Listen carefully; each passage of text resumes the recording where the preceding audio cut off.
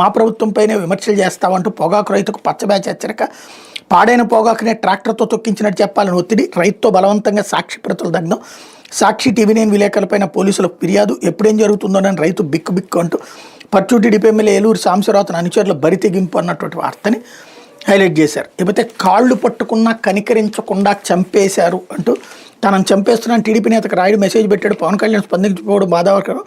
ఏపీకి బదిలీ చేస్తే కేసు నీరుగారిపోతుంది, కన్నీరు మున్నీరవుతుంది రాయుడు అమ్మమ్మ సోదరి అన్నటువంటి వార్తని హైలైట్ చేస్తే తన మనవడిని చంపేస్తాను భయంతో కాళ్ళు పట్టుకున్నా కనికరించలేదని శ్రీనివాసులు రాయుడు అమ్మమ్మ రాజేశ్వరమ్మ కన్నీరు మున్నీరయ్యారు. పవన్ కళ్యాణ్ పిచ్చిగా అభిమానించిన తన సోదరిని హత్య చేశారని తెలిసిన జనసేన అధినేత ఇంతవరకు స్పందించకపోవడం అన్యాయమైన రాయుడు సోదరి కీర్తి ఆవేదన వ్యక్తం చేశారు. రాయుడు హత్య విషయంపై తమకు న్యాయం చేయాలని కీర్తితో పాటు ఆమె అమ్మమ్మ రాజేశ్వరమ్మ గురువారం శ్రీకాళహస్తి డీఎస్పీని గెలిచారు.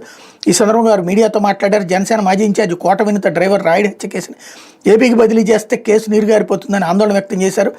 రాయుడు హత్య కేసుని ఏపీకి బదిలీ చేయాలని కుట్రలు చేస్తున్నారని తమిళనాడు పోలీసులు విచారణ జరపాలని డిమాండ్ చేశారు. తమకు న్యాయం జరగాలని తమిళనాడు పోలీసులు విచారణ జరపాలని అప్పుడే వాస్తవాలు వెలుగు చూస్తాయని పేర్కొన్నారు.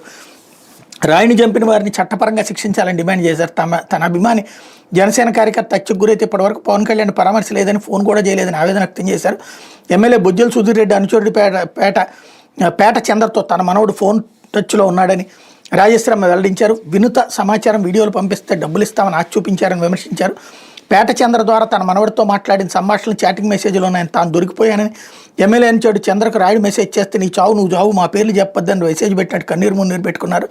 రాయుని చంపకముందు 5 సార్లు పంచాయతీ జరిగిందని, మనవడిని చంపొద్దని వినూత్ దంపతులు కాళ్ళు పట్టుకుని బతిమాలాడని, అయినా కనికరం చూపలేదని రాజేశ్వరమ్మ ఆవేదన వ్యక్తం చేశారు. చంపేస్తారని తెలిసి వినూత ఇంటి నుంచి దూకి పారిపోయేందుకు రాయుడు ప్రయత్నించడం వల్ల అతడి కాళ్ళు విరిగాయని, అది సీసీ ఫుటేజ్లో రికార్డ్ అయిందని, ఆ తర్వాత రాయుని పక్కనే కూర్చుని పెట్టుకుని వినూత్ దంపతులు తమతో మాట్లాడారు. రాజేశ్వరమ్మ చెప్పారు. ఎక్కడికి పారిపోకుండా ఇద్దరితో కలిసి వినూత్ దంపతులు రాయుని నిర్బంధించి కాళ్ళు చేతులు కట్టి కూర్చోబెట్టారని విమర్శించారు. రాయుడికి డబ్బులు ఇచ్చారని చెప్తున్నాను, ఆ డబ్బు ఎక్కడుందో తెలియాలని డిమాండ్ చేశారు. రాయుడు హత్య వెనక తన ప్రమేయం లేదని శ్రీకాళహస్తి ఎమ్మెల్యే బొజ్జల సుధీర్ రెడ్డి మరొక వైపున